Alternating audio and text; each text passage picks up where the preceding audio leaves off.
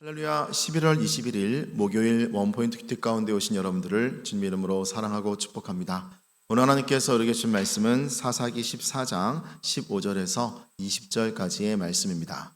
사사기 14장 15절에서 20절까지의 말씀 다 같이 한 목소리로 함께 읽도록 하겠습니다. 일곱째 날에 이르러 그들이 삼손의 아내에게 이르되 너는 내 남편을 꾀어 그 수수께끼를 우리에게 알려달라 하라. 그렇지 아니하면 너와 내 아버지의 집을 불사르리라. 너희가 우리의 소유를 빼앗고자 하여 우리를 청한 것이 아니냐. 그렇지 아니하냐 하니 삼손의 아내가 그의 앞에서 울며 이르되 당신이 나를 미워할 뿐이요 사랑하지 아니하는도다. 우리 민족에게 수수께끼를 말하고 그 뜻을 내게 알려주지 아니하도다 하는지라. 삼손이 그에게 이르되 보라 내가 그것을 나의 부모에게도 알려주지 아니하였거든 어찌 그대에게 알게 하려 하였으나 7일 동안 그들이 잔치할 때 그의 아내가 그 앞에서 울며 그에게 강요함으로 일곱째 날에는 그가 그의 아내에게 수수께끼를 알려주매 그의 아내가 그것을 자기 백성들에게 알려주었더라.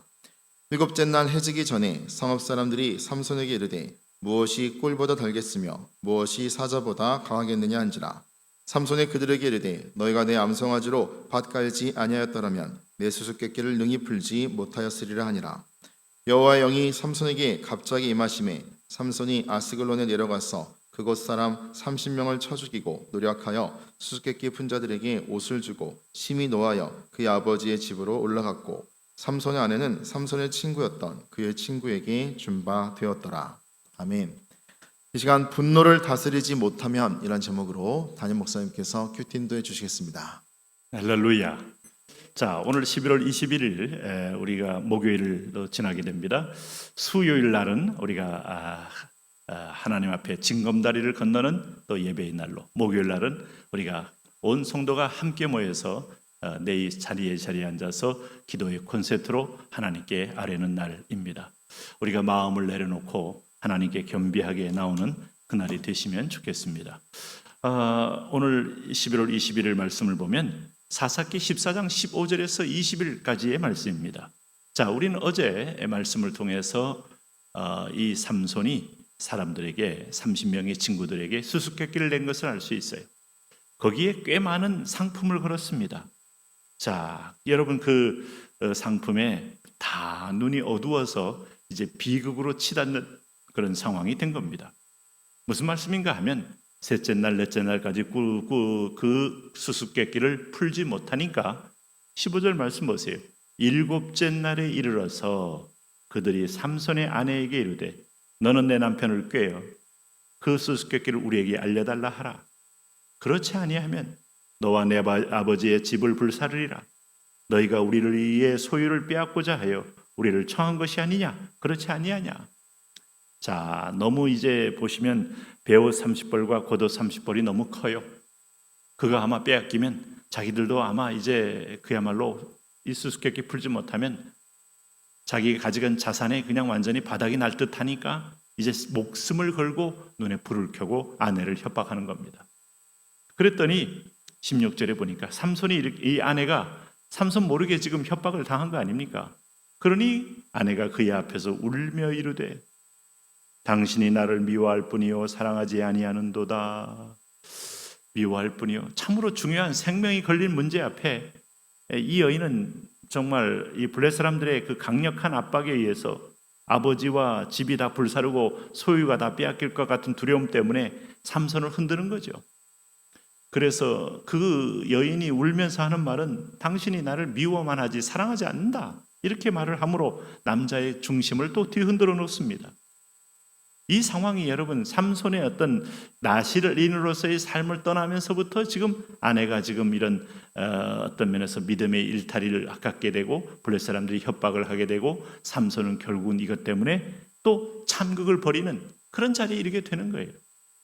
이 배옷 30벌, 겉옷 30벌 여러분 물품이 보통 큰 게 아닙니다. 당시로서는 경품 조심해야 돼요. 물건이 커 보이고 믿음이 작아 보이는 순간에 재물 속에 믿음이 삼켜버리는 모습을 볼 수 있어요. 오늘 물질 앞에 나의 정체성도 삼켜버리는 것도 볼 수 있어요. 왜 자녀를 유기합니까? 남의 집 자녀, 내 집 자녀처럼 귀한 거 아닙니까? 내 딸, 내 아들이라고 생각할 때 그렇게 할 수 있을까요? 부모의 심정으로 돌아가면?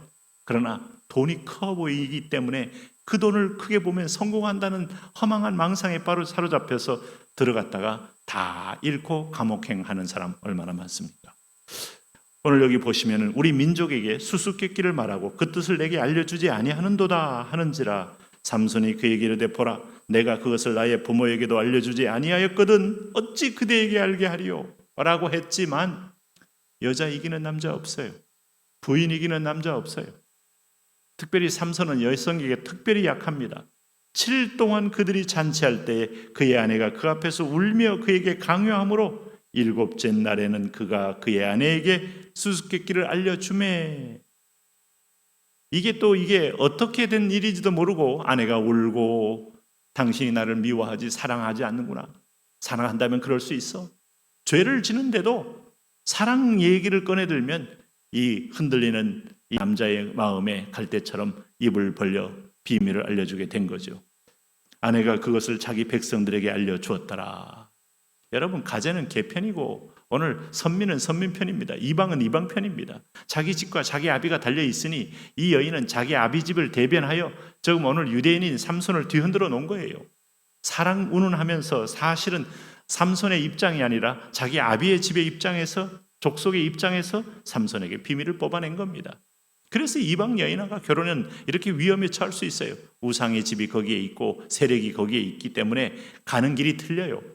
하나님께 속한 자와 그리스도의 벨리알에 속한 자가 가는 길이 틀리잖아요.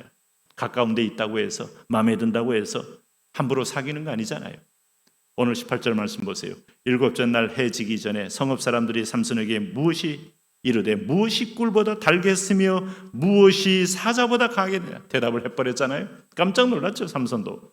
삼손이 그들에게 이르되 너희가 내 암송아지로 밭갈지 아니하였더라면 내 수수께끼를 능히 풀지 못하였으리라.